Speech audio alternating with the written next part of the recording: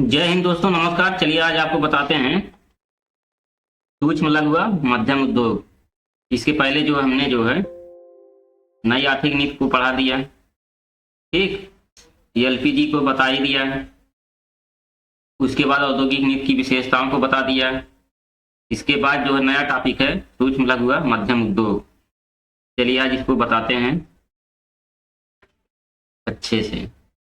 कामयाब मर्द के पीछे औरत का हाथ होता, आपने सुना होगा, बहुत लोगों ने सुना होगा। कामयाब मर्द के पीछे औरत का हाथ होता है, लेकिन कामयाब औरत के आगे नाकाम मोहब्बत भी होती है। जान जाइए। चलिए देखते हैं सूक्ष्म लघु व मध्यम उद्योग।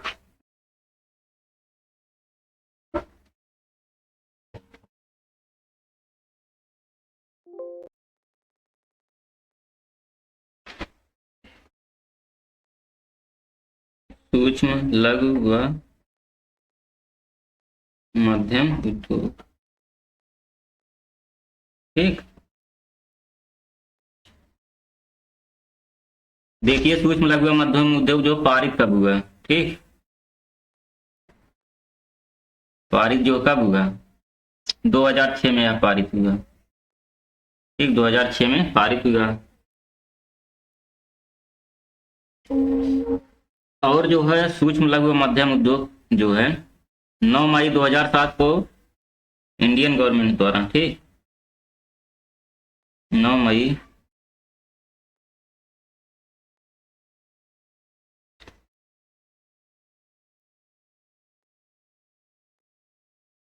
2007 को भारत सरकार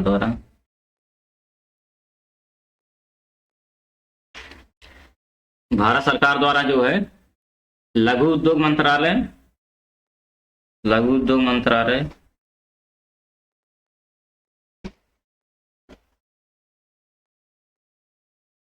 और कृषि एवं ग्रामीण उद्योग मंत्रालय,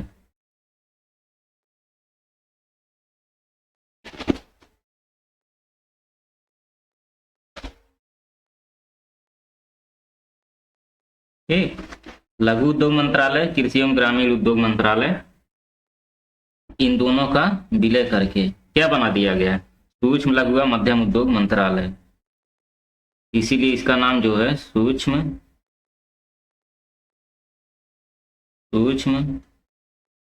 लघु व मध्यम उद्योग मंत्रालय। ठीक, क्या बना दिया 9 मई 2007 को। पहले जो क्या था, ये अलग अलग था, लघु उद्योग मंत्रालय अलग था, कृषि एवं ग्रामीण उद्योग मंत्रालय अलग था, लेकिन जो है इनको विलय करके सूक्ष्म लघु व मध्यम उद्योग मंत्रालय बना दिया गया। ठीक,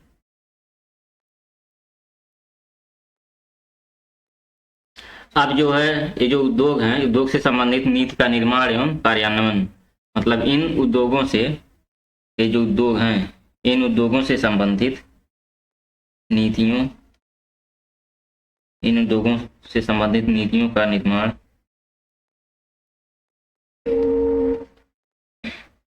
एवं कार्यान्वयन करता है।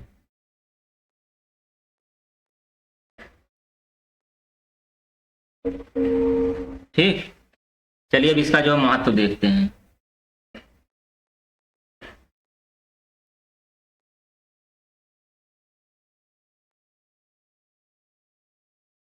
महत्व देखते हैं सूक्ष्म लघु उद्योग मतलब उद्योग का महत्व। इसमें जो है इसका महत्व सबसे मेन पॉइंट है, पहला रोजगार के अवसरों का सृजन करना।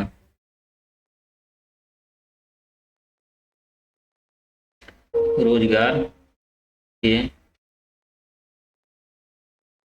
अवसरों का सृजन करना। ठीक, ये तो पहला हो गया। उसके बाद दूसरा है जैसे आयात प्रतिस्थापन और निर्यात संबंधित, मतलब निर्यात को बढ़ाना। आयात प्रतिस्थापन मतलब आयात को कम करना, आयात को घटाना, और निर्यात को बढ़ावा देना। इसका जो है योगदान है। ठीक, कहने का मतलब ये भी जो है इसका एक बहुत बड़ा रूल है, महत्व है। उसके बाद तीसरा काम है राष्ट्रीय आय का बेहतर, नेशनल इनकम, राष्ट्रीय आय का बेहतर वितरण करने में सहायक।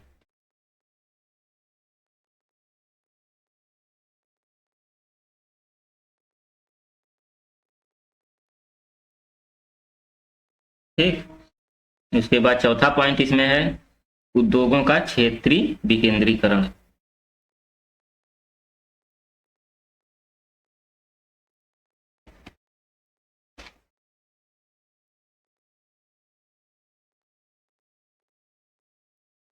एक ये हो गया। एक पांचवा पॉइंट है कम स्थिर और कार्यशील पूंजी की आवश्यकता। कम स्थिर और कार्यशील पूंजी की आवश्यकता। ठीक, कम स्थिर और कार्यशील पूंजी की आवश्यकता। और औद्योगिक विवादों को कम करना, औद्योगिक विवादों का कम होना, इससे औद्योगिक विवाद कम होंगे। उसके बाद छठा पॉइंट है औद्योगिक औद्योगिक विवाद कम होना। उसके बाद सातवां और लास्ट है नागरिकों की मूलभूत आवश्यकताओं की, नागरिकों की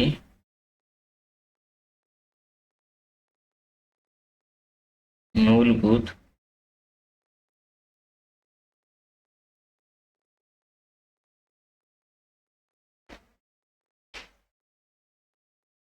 नागरिकों की मूलभूत आवश्यकताओं की पूर्ति हेतु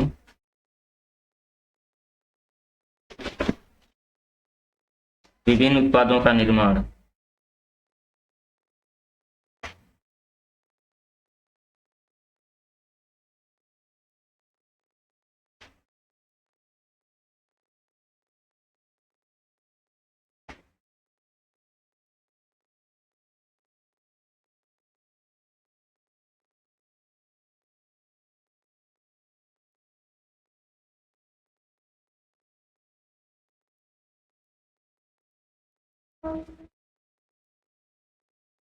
फिर औद्योगिक वित्त के स्रोत चलिए देखते हैं। इसके बाद जो है औद्योगिक वित्त के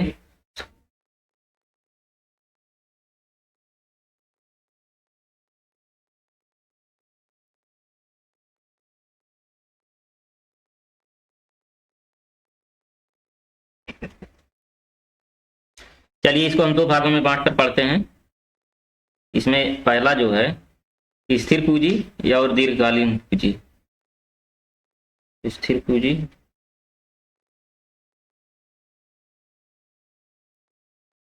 दीर्घकालीन पूंजी, और इसमें दूसरा जो है कार्यशील पूंजी और अल्पकालीन पूंजी।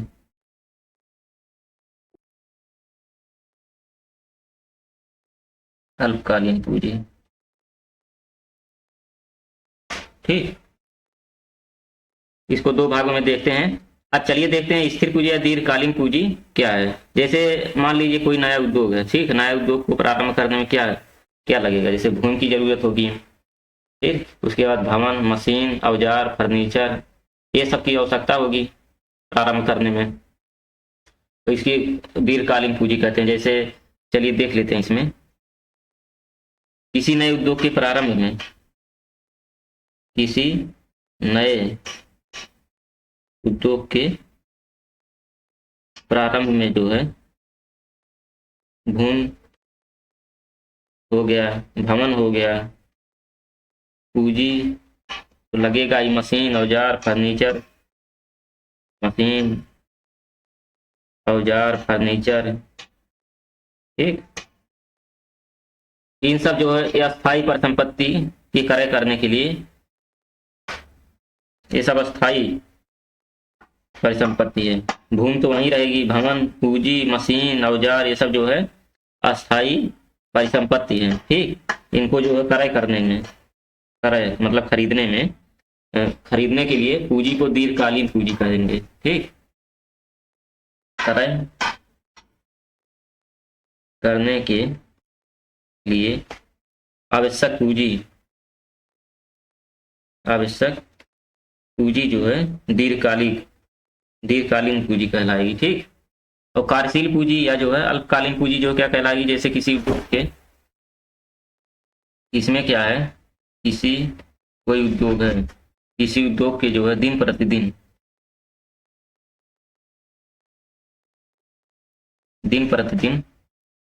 आवश्यकताओं को पूरा करने, जैसे कच्चा माल हो गया, माल खरीदने, मजदूरी का भुगतान करने के लिए आवश्यक पूंजी को जो है अल्पकालीन पूंजी कहेंगे।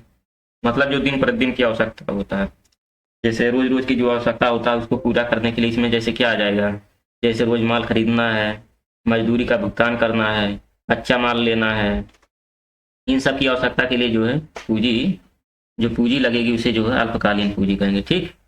चलिए अब देखते हैं औद्योगिक रुग्णता, मतलब रुग्ण कंपनियां जो बीमारू कंपनियां, देखते हैं औद्योगिक रुग्णता।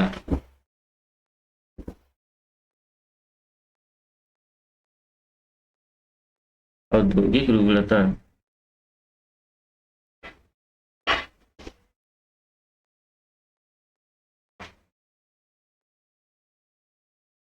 औद्योगिक रुग्णता जो है औद्योगिक क्षेत्र की प्रमुख समस्या है। ठीक। औद्योगिक क्षेत्र की प्रमुख समस्या है।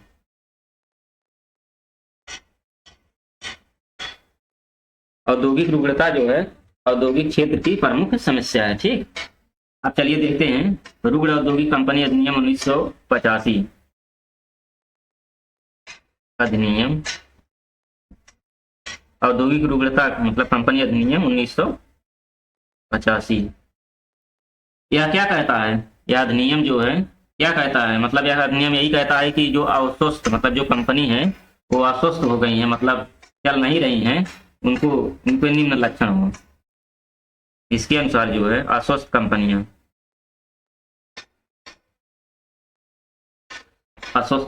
कंपनियां, जो कि उनके निम्न लक्षण हैं। अब लक्षण कौन कौन से हैं चलिए देखते हैं एक एक करके। जैसे कंपनी को पंजीकृत हुए कम से कम 60 वर्ष हो चुका हो, जो कंपनी है उसको पंजीकृत हुए कम से कम 60 वर्ष हो चुका हो। ठीक है। और चालू वित्त वर्ष, मतलब जिस वर्ष चालू हुआ था, चालू वित्त वर्ष या उससे पहले वित्तीय वर्ष में नगद हानि हुई हो, मतलब जो वर्तमान का जो वर्ष चल रहा है उस साल में उसको घाटा हुआ हो। ठीक। या उससे पहले भी जो है उस कंपनी को हानि हुआ हो, कहने वाला चालू वित्त वर्ष में और उससे पहले भी उस कंपनी को हानि हुआ हो। इसका मतलब समझ रहे हैं, जैसे कच्चा माल लगा, तैयार माल भी कच्चे माल के दाम में ना बिक पाए तो नगद हानि हुई। ठीक। ऐसी कंपनियां कौन सी कंपनियां कहलाएंगी, रुग्ण औद्योगिक कंपनी कहलाएंगी। और इसमें तीसरा देखते हैं, कंपनी की निवल या शुद्ध परिसंपत्ति खत्म हो चुकी हो, मतलब कंपनी की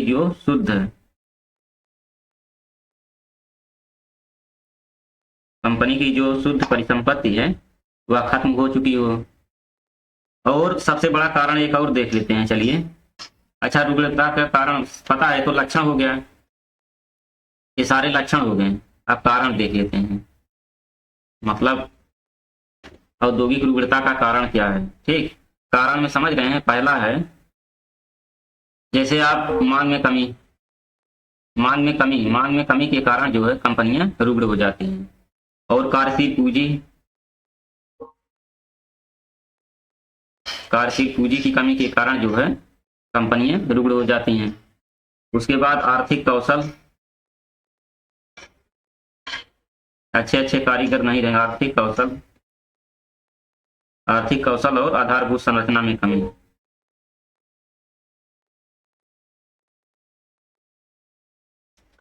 आर्थिक कौशल, आधारभूत संरचना में कमी के कारण भी जो है कंपनियां रुग्ण हो जाती हैं। और सबसे बड़ा कारण यह है कि कुशल प्रबंधन का अभाव, कुशल प्रबंधन के अभाव के कारण कंपनियां रुग्ण हो जाती हैं। ठीक। ये तो था जो है औद्योगिक रुग्णता का कारण। चलिए अब देख लेते हैं औद्योगिक रुग्णता के परिणाम। ठीक। इसके बाद देखते हैं औद्योगिक रुग्णता के परिणाम।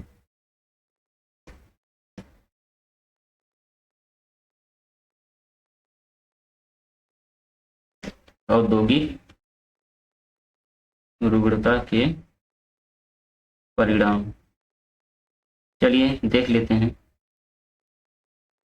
जब कंपनियां औद्योगिक रुग्ण हो जाती हैं तो उसका बहुत नकारात्मक प्रभाव पड़ता है। ये सरकारी राजस्व पर नकारात्मक प्रभाव पड़ता है, पहला पॉइंट, सरकारी राजस्व पर नकारात्मक प्रभाव।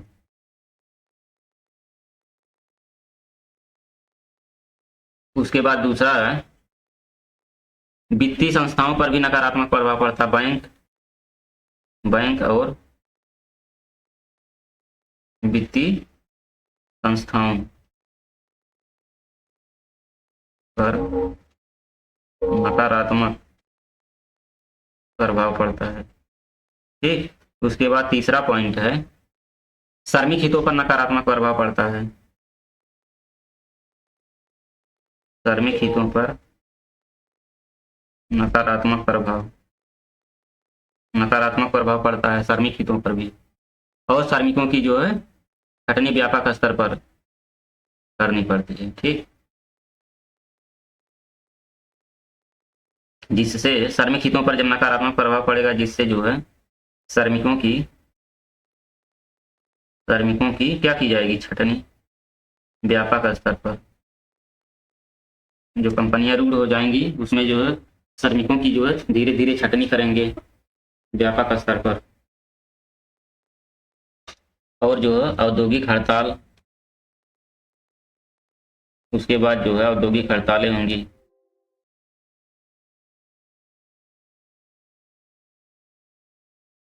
और बहुत सारे परिणाम हैं रुग्ण औद्योगिक कंपनी के। अब जो है औद्योगिक रुग्णता मतलब जो औद्योगिक रुग्णता है, इससे बचने का उपाय भी ढूंढते हैं। चलिए इसको देखते हैं, औद्योगिक रुग्णता से बचने के उपाय।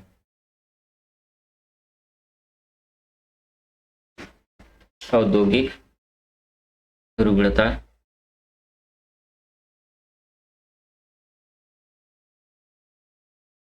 से बचने के उपाय।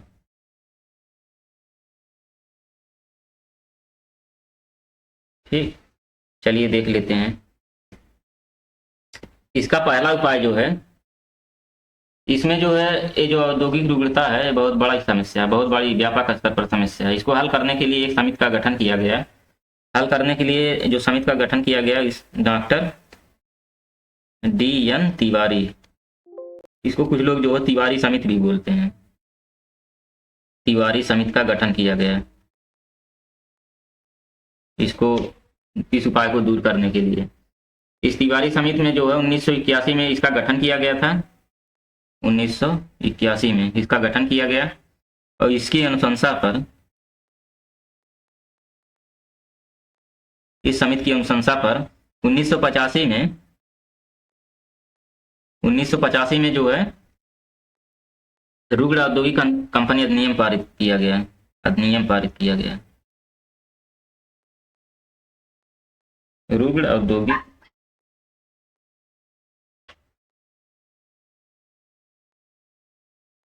औद्योगिक कंपनी अधिनियम। ठीक, रुग्ण औद्योगिक कंपनी अधिनियम को पारित किया गया ताकि जो है इस समस्या से बाहर निकलने के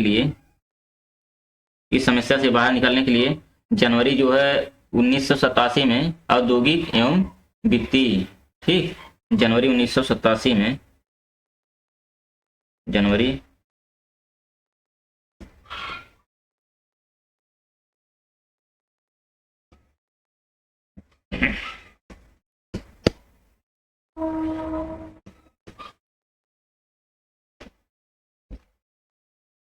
जनवरी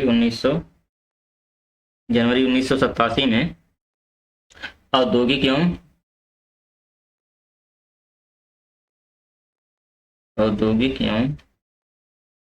वित्तीय पुनर्निर्माण,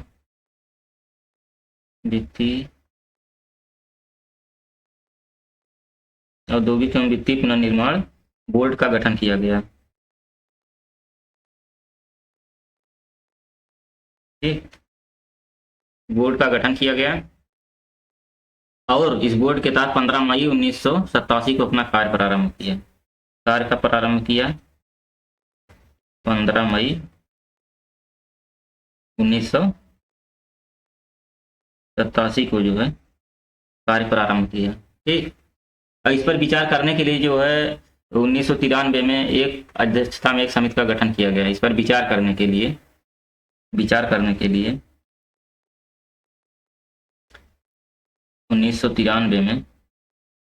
1993 में जो है ओमकार गोस्वामी की अध्यक्षता में एक समिति का गठन किया गया।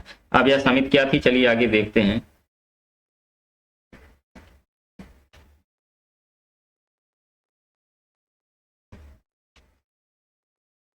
इस समिति के अनुसार, ठीक, ओमकार गोस्वामी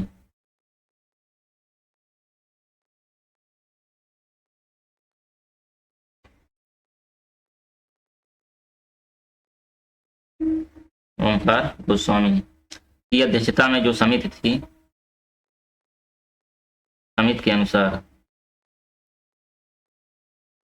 इस समिति के अनुसार जो है कुशल प्रबंधन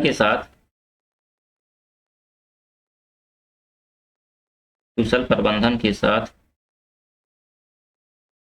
सार्वजनिक क्षेत्र के उद्योगों में निजी क्षेत्र को बढ़ावा दिया जाना चाहिए। ठीक, सार्वजनिक क्षेत्र के जो उद्योग हैं, क्षेत्र के उद्योगों में निजी क्षेत्र को बढ़ावा दिया जाना चाहिए।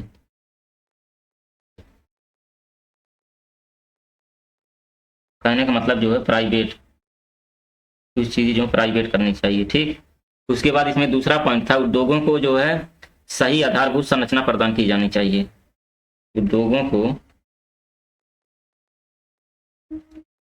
को सुदृढ़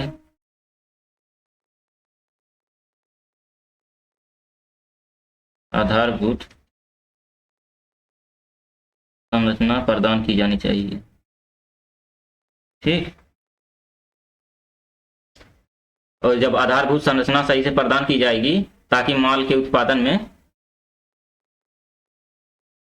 विपणन में आसानी हो, ताकि माल के उत्पादन व जिससे माल के उत्पादन व विपणन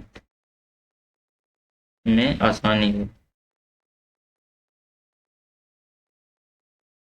ठीक, और भारतीय औद्योगिक पुनर्निर्माण में बैंक की उल्लेखनीय भूमिका रही। भारतीय औद्योगिक, तीसरा पॉइंट है, भारतीय औद्योगिक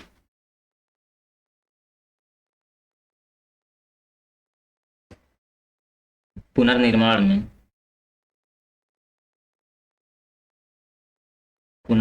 में बैंकों की उल्लेखनीय भूमिका रही। बैंकों की भूमिका उल्लेखनीय रही।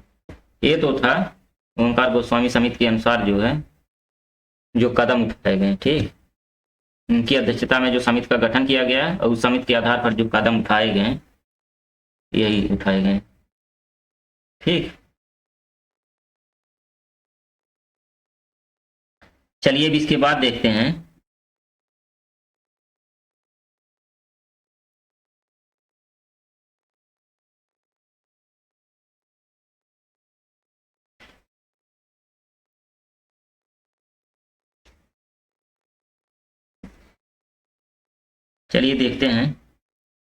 भारत में औद्योगिक विकास की प्रमुख समस्याएं एवं बाधाएं।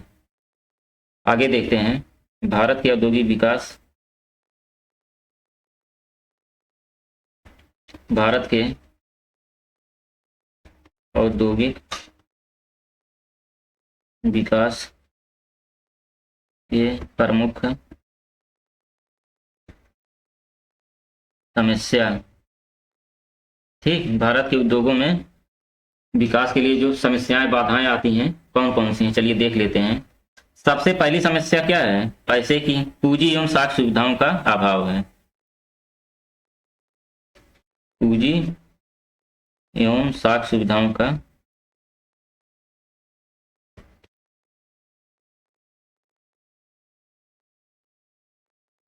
अभाव है।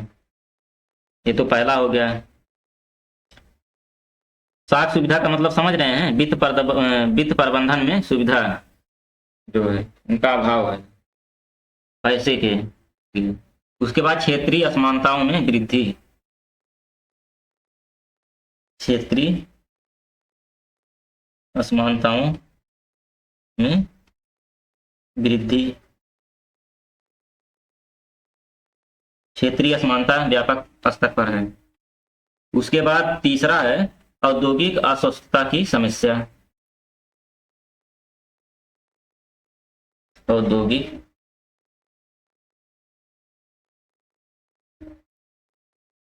अस्वस्थता की समस्या। ठीक, उसके बाद चौथा पॉइंट इसमें है ऐतिहासिक एवं विनियामक कारक। सबसे प्रमुख कारक यही है, ऐतिहासिक कारक भी होते हैं, ऐतिहासिक एवं विनियामक कारक। उसके बाद जो है आर्थिक शक्ति का केंद्रीकरण, कुछ ही लोगों के पास होता है आर्थिक शक्ति, मतलब बहुत बड़ा पैसे वाला, आर्थिक शक्ति का केंद्रीकरण। ठीक, उसके बाद छठवां पॉइंट है इसमें उद्यमशीलता का अभाव, उद्यमशीलता का अभाव। उसके बाद जो है लास्ट पॉइंट है विदेशी उद्योगों के साथ प्रतिस्पर्धा, विदेशी उद्योगों के साथ